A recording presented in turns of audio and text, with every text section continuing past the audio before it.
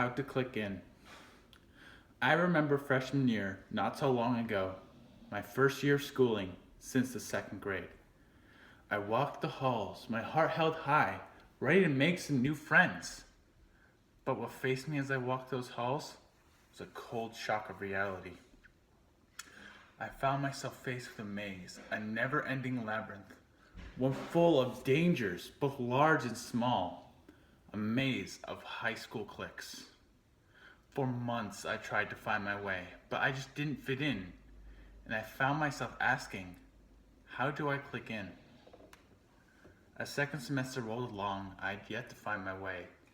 I began to question whether friends were worth the trouble, whether I was better off alone.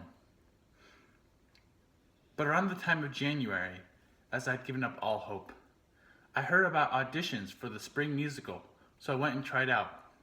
What I found was a group of people willing to accept me for who I was, and I was the happiest person alive, for I finally clicked in. But not everyone is as lucky as I, and many still struggle as I did, lost in a sea of cliques, unable to fit in. When it comes to socializing, an act which seems so simple, not everyone is gifted and many are forced to struggle.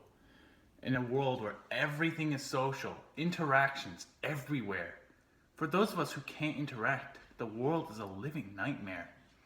We watch as those around us form friendships and bonds, while we sit there in the shadows, longing to be their friends. Interacting with an individual can be a daunting task for those of us socially impaired. But when faced with an entire group, interaction can be downright terrifying. These groups, or rather cliques, are impossible to infiltrate when all we want is friends, but we just can't click in. It's crushing, agonizing, demoralizing when we are rejected after mustering up all of our courage just to say hello. So many of us resign to our fate, one of isolation, and choose not to interact out of fear of the consequences. These cliques, these social groups of people promote only exclusion, segregation, and isolation. They are a plague on our society, especially school environments, a place of education where everyone is taught to be equal. Everyone, myself included, has participated in or considered clique activities of every kind without even knowing it. They suck you in, they change your very being, they turn you into something else, something vile and twisted. It's not your fault, nor the ones around you. It's simply human nature to desire the companionship of others.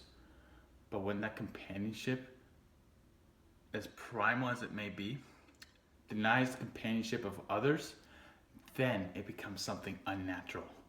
It becomes a hunt, where an individual is singled out, attacked mercilessly and viciously, and then left for dead.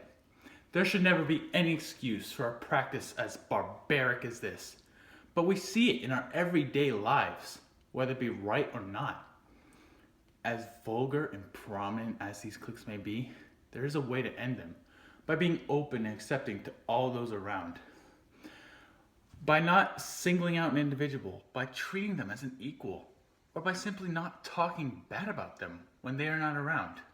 With time it can be done, and with enough effort, we can be one more step towards an ideal society. But change starts with the individual, not the entire group.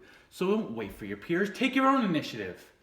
Who knows if that person off in the shadows may be a really cool and funny person, but is just really shy. So if ever you see a person off alone or to the side, go up and talk to them and help them click in.